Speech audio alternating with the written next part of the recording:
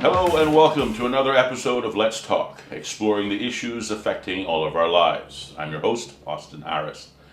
Today on Let's Talk, we discuss the upcoming celebration of Queen Elizabeth II's Platinum Jubilee.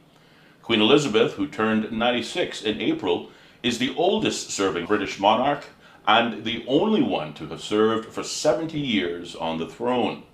Indeed, she is the only female monarch in history to have served that long. During her long reign, she has worked with 14 British prime ministers and met 14 American presidents.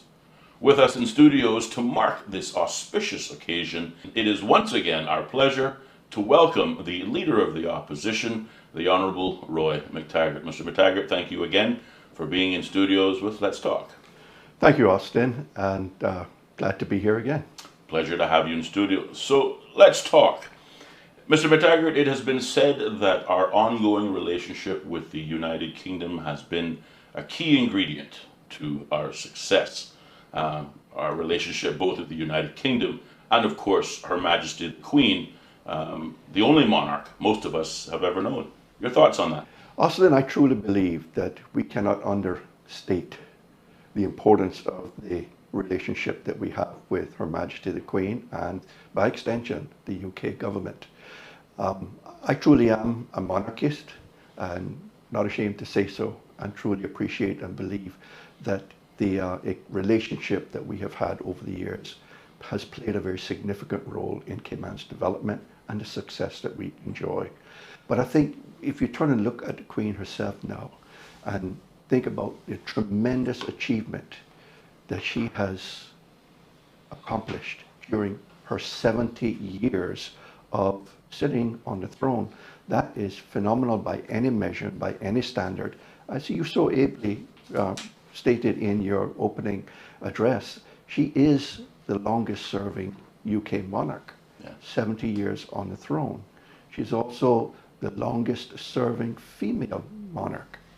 So a tremendous achievement by any measure or standard.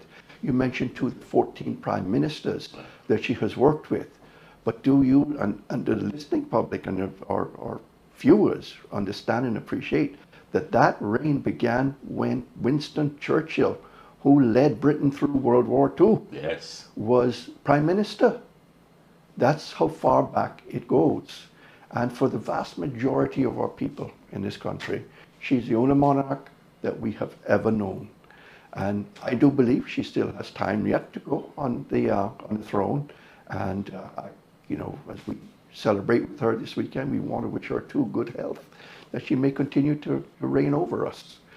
I do believe that going back now to the 50s and 60s, when Cayman was debating whether to become a crown or remain a crown colony under the United Kingdom, or to become a dependency or a part of Jamaica when they went independent in 1962. I do believe that our relationship and the strength of that relationship that existed back then helped to foment the decision that we made to remain a crown colony under the United Kingdom and to gain that status in our own right. Over the years, I think the strength of our relationship has continued to build. And I believe firmly, certainly, that our relationship gives stability to the country. It gives our government stability. We operate under the common law system of the United Kingdom, with the final court of appeal being the Privy Council. That gives investors and business people tremendous confidence in terms of the legal structure that we employ here and use here in Cayman, and the surety it gives to people who are here and who make investments in Cayman, that there is a body of law and a body superior exterior to the country where appeals can be made to if they are aggrieved and if there is a need to resort to the courts.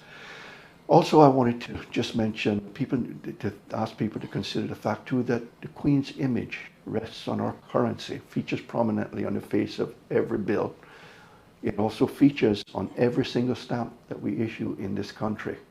And I believe firmly that affirms, and it is a very affirmative statement of the depth of our relationship with Her Majesty Queen Elizabeth II. Well, thank you, Mr. Leader. I'm grateful also that you mentioned Winston Churchill, because for many of us, 70 years the Queen has sat on the throne, we take it as commonplace. But when you point out that her first Prime Minister was Winston Churchill, I think that's, that has a significant impact on the minds of our listeners. And I do believe that, and it gives a real historical context to when this lady ascended the throne and what type of world environment she was in when that took place back in the early 1950s.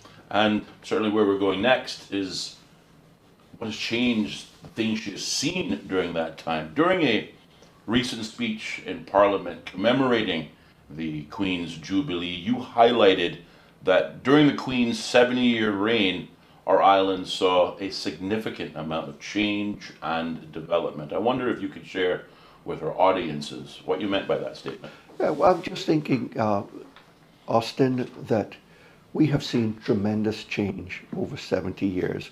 That's more than roughly 2 generations, probably nearly 3 generations of our history.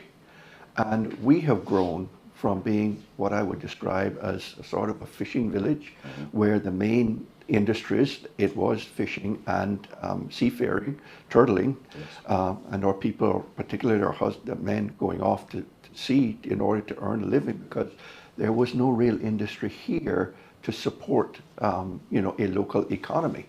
And we have seen that, and we have, in effect, what has happened in that 70 years, Austin, is that we've grown up, we've matured, and you look at what we offer today in terms of we are now, such a leading player in offshore financial services. You mention offshore financial services, and the Cayman Islands is the first name that comes to your mind. So tremendous change has taken place, and she has seen that. She knows of that. And that transition really started about 10 years into her reign, back in the early 60s when Jamaica became independent. In 1962 was when that transition really happened, that we became a crown colony. But it was also during that time period that the first pieces of legislation to underpin and help develop financial services, like the trust law and the banking law, were first brought into effect and considered and adopted by our legislative assembly. I think we also need to remember that it was in 1959 that Her Majesty gave us our first constitution. That was a very significant development in our history, because it was at that same year that women gained the right to vote. So that also took place during her reign. And then secondly, it is also her that gave us our first coat of arms in 1958. Sir, I'm directed to forward a copy of a saving gram with enclosures about a coat of arms for the Cayman Islands. The Garter King of Arms prepared a number of designs, A, B, and C. It was decided that this was the design which was favoured, and that was therefore incorporated in a royal warrant given at our court at St. James's this 14th day of May 1958 by Her Majesty's command. So 2 very significant pieces of our national identity, our constitution and coat of arms, were given to us in the late 1950s. And that, I believe, is very significant to us. Indeed, sir.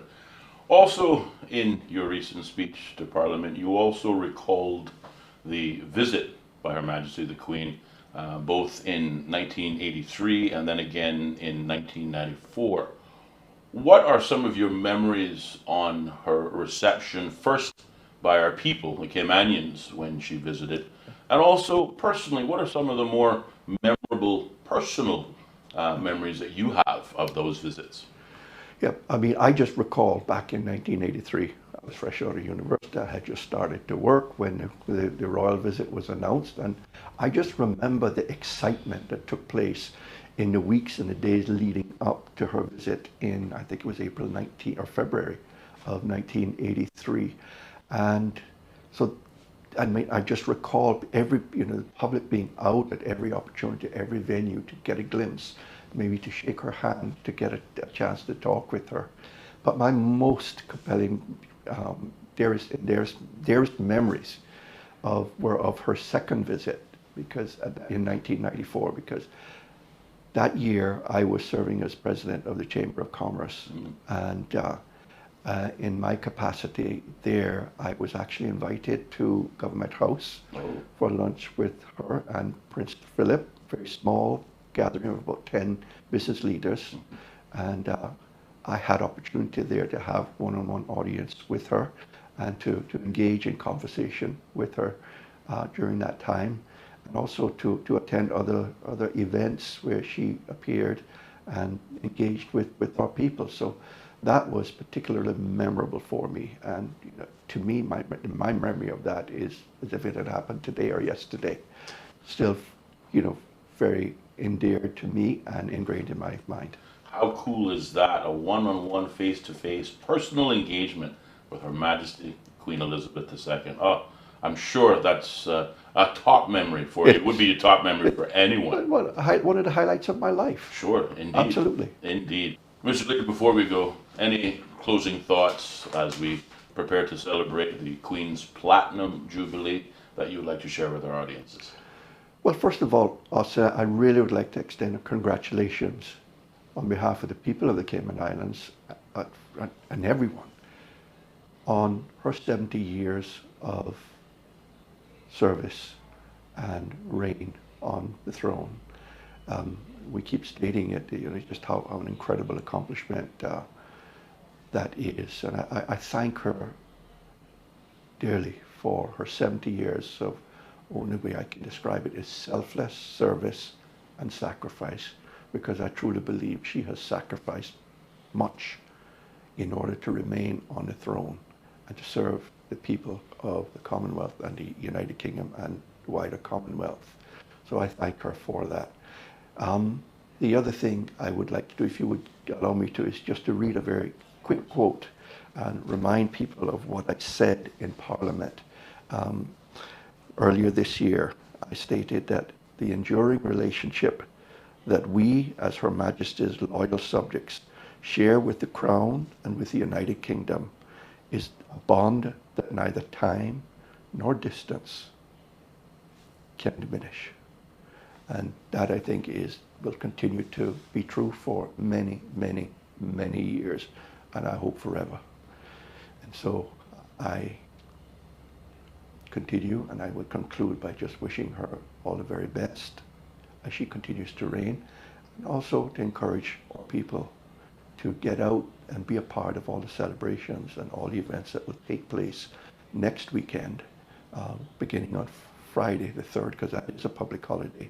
But we also need to remind people that Monday the 6th is also the official celebration of her birthday. Yeah. So a lot of activities are going to be taking place in the next week to 10 days. I want our people to get out, enjoy it, and let's celebrate her reign and her success. Thank you, Mr. McTaggart, for those sentiments, very sincere sentiments, I might add. I think they are shared by many of our Caymanians, if not all of our Caymanians listening here today. And to our audiences, we say thank you once again for taking the time to tune in as we chatted with the Leader of the Opposition on the celebration of the Queen's Platinum Jubilee, a wonderful and history-making achievement and a celebration that many countries around the world are participating in. Remember to like, share, and subscribe to our channel. If there is a discussion you would like to have us present here on Let's Talk, please feel free to leave those suggestions along with any other comments on our YouTube channel. Please tune in every Tuesday and Thursday at 4 p.m. for another episode of Let's Talk, exploring the issues affecting all of our lives. I'm your host, Austin Harris. Until next time.